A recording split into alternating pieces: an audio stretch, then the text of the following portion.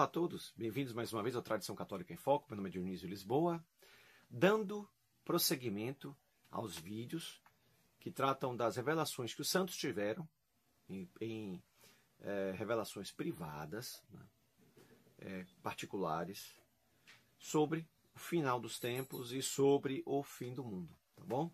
Então, nesse vídeo vamos dar continuidade. Em nome do Pai, do Filho e do Espírito Santo. Amém. Ave Maria, cheia de graça, o Senhor é convosco, bendita sois vós entre as mulheres, bendito é o fruto do vosso ventre, Jesus. Santa Maria, Mãe de Deus, rogai por nós, pecadores, agora e na hora de nossa morte. Amém. Causa nostra Letícia, ora pro nobis. São Padre Pio de Pietreutina, rogai por nós. Em nome do Pai, do Filho e do Espírito Santo. Lembrando os irmãos, mais uma vez, para rezarem o rosário. Sempre o rosário, sempre rezarem o rosário. Bom, meus queridos, o rosário é, como dizia Padre Pio, uma arma contra todos os embustes do maligno. Proteção espiritual para aquele que reza o rosário, que medita os mistérios, e também dos acidentes e dos desastres. Quem reza o rosário se protege, porque não é que nós rezamos repetidamente, não é que nós façamos orações vãs e repetidas, como dizem os incrédulos e os protestantes. Nós rezamos meditando todo aquele núcleo, todos aqueles elementos que vão compor os mistérios da nossa redenção, tá bom? Então, rezar o rosário sempre. Nunca desfalecer, tá bom?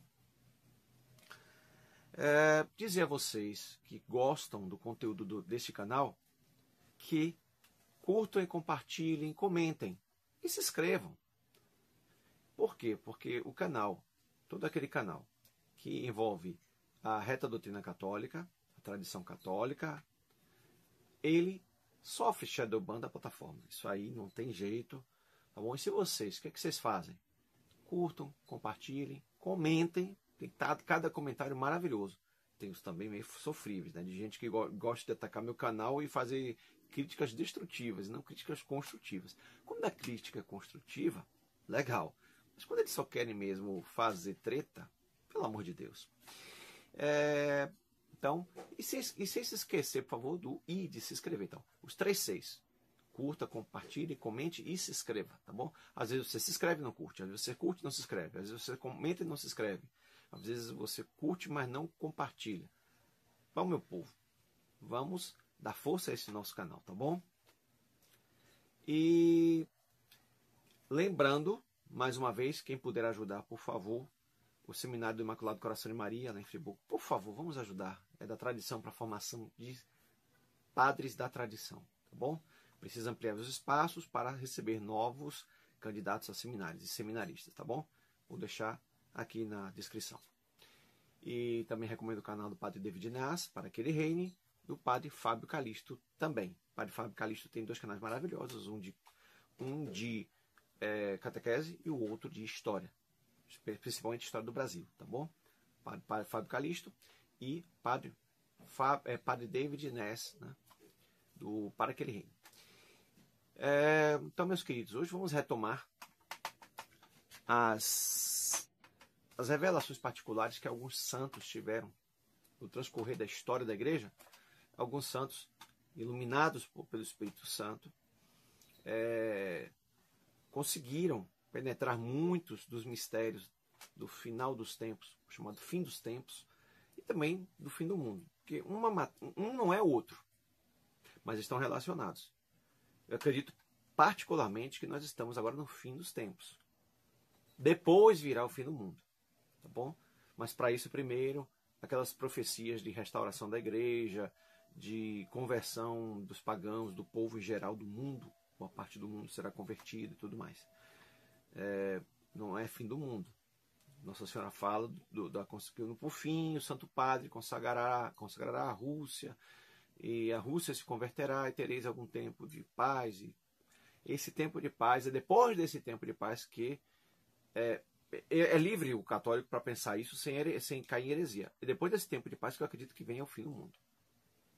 Mas para isso é preciso que haja os desastres cósmicos, né, físicos, o desastre também de natureza espiritual e uma perseguição imensa à Santa Madre Igreja, e no Triunfo Imaculado Coração de Maria. E a Rússia vai ser a grande catalisadora, tanto dos castigos físicos, né, tecnologias novas, formas de energia que vão gerar cataclismas no mundo, e também eventos também de natureza às quais o homem está alheio.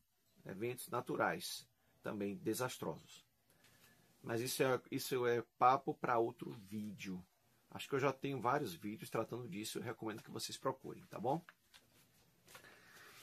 Eu ia começar hoje falando do que Santo Afonso de Ligório ele falou, mas eu prefiro dar uma puladinha, porque a gente vai deixar o que ele falou um pouco maior. Então a gente vai parar agora, vai começar agora a tratar basicamente de Jeanne Le Royer de Fourgère, irmã da Natividade. Foi em 1731, ela teve algumas revelações particulares. E vocês podem ver o grau de coincidência que existe entre essas revelações particulares entre si, né? Com algum elemento aqui e ali, uma coisa que na verdade você pensa que são elementos distantes, mas um complementa o outro. Olha só o que é que essa irmã fala. Meus inimigos, e diz o Senhor, se alegrarão ainda, mas sua alegria será seguida de muitas angústias. Levantarão troféus contra mim, mas sobre os troféus de sua vitória, eu levantarei a sua ruína e seus destroços. A medida está cheia, e logo chegará ao seu auge. Os maus fazem decretos contra a minha igreja, mas, segundo os decretos de minha justiça, perecerão com seus decretos e leis sacrílegas. Sim, perecerão. Está determinado, a sentença está pronunciada.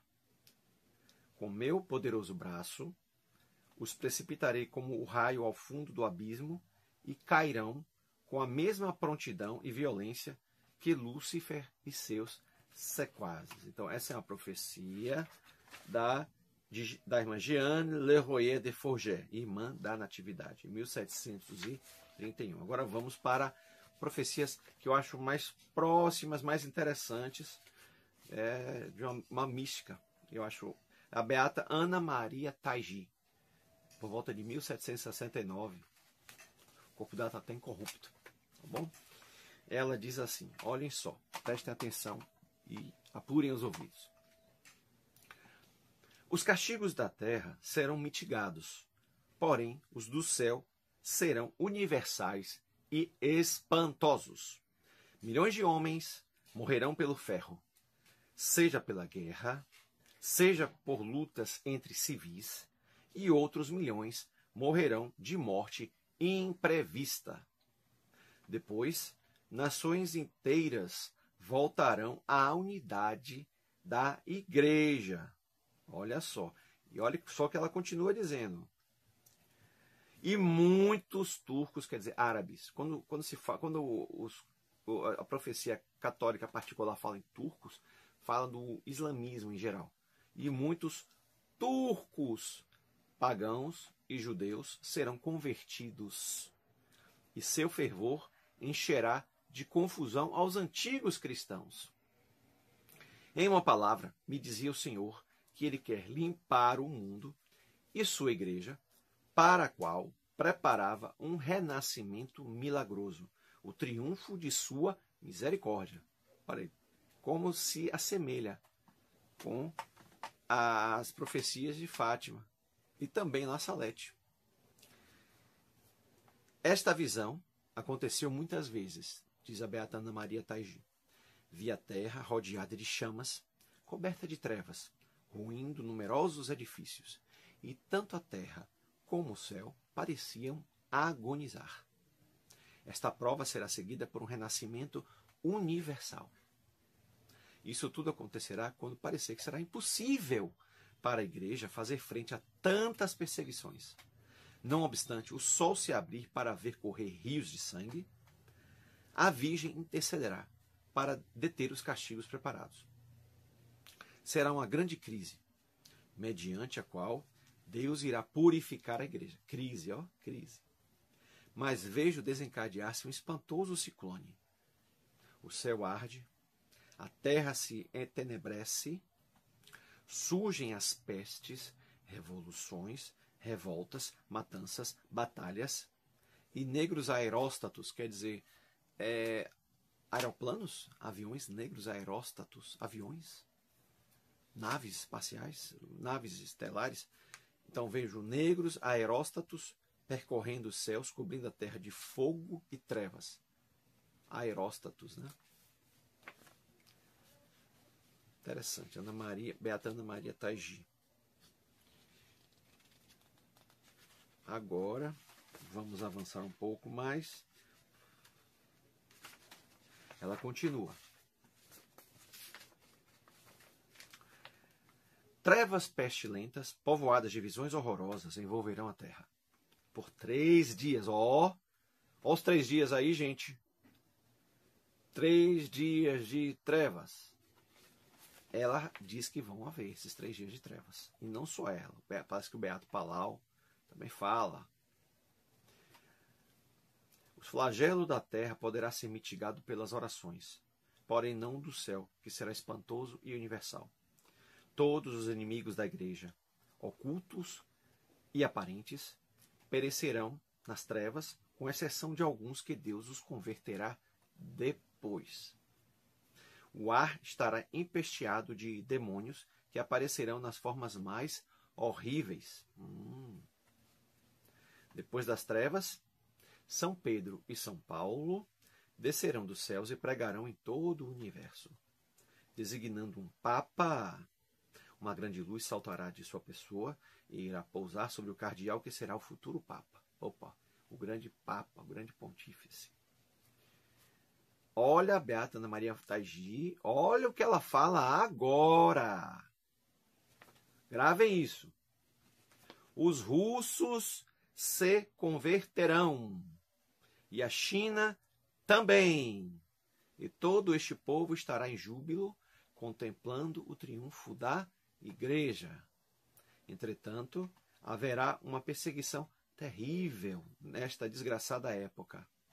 Mas também será desmascarada uma multidão de pessoas que se acreditava justa. A Itália atravessará dolorosas provas.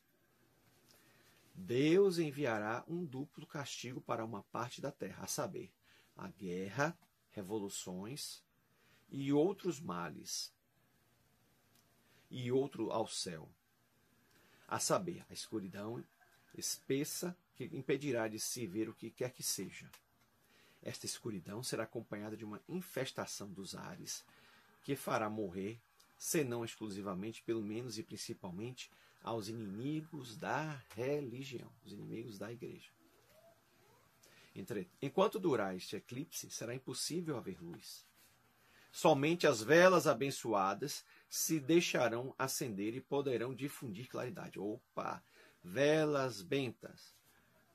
Ter sempre em casa velas bentas, de preferência aquelas velas que foram abençoadas no dia 2 de fevereiro. Tem uma benção toda própria. Na festa de Nossa Senhora das Candeias, ou da Luz, tá bom? Velas bentas, de preferência de mel de abelhas. De preferência.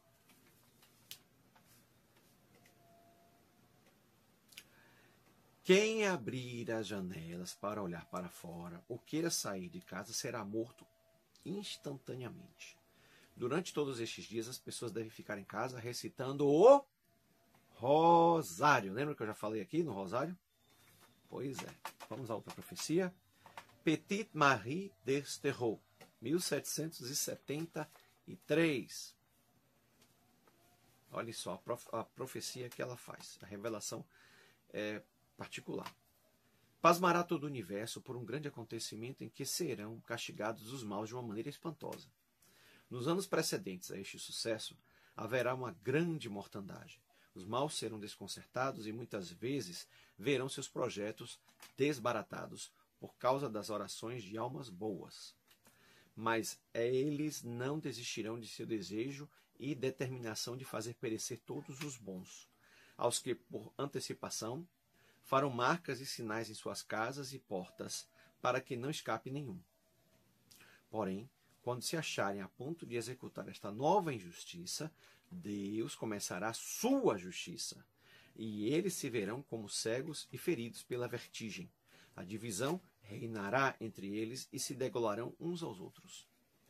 Quando isso estiver prestes a acontecer, se verão nos céus fenômenos extraordinários. Haverá um momento de terrível anarquia, durante a qual irão renovar todas as anarquias dos piores tempos. O crime sem repressão chegará ao cume. Tanta semelhança com os dias atuais, né? Mas este tempo de desolação será de curta duração. A igreja será atacada como uma fúria inaudita. Porém, sofrerá muito pouco enquanto seus inimigos se verão aniquilados em sua quase totalidade. O que mais me chamava a atenção na linha de frente era o que parecia um exército celestial. Nosso Senhor, como homem, foi quem deu o primeiro golpe, porque ele conhece os bons e os maus. Vi lançar este golpe fatal e foi terrível. No momento em que Deus começou a exercer sua justiça, um trovão espantoso comoveu toda a terra. Este será o sinal para os bons que reconhecerão ter chegado a hora do grande combate.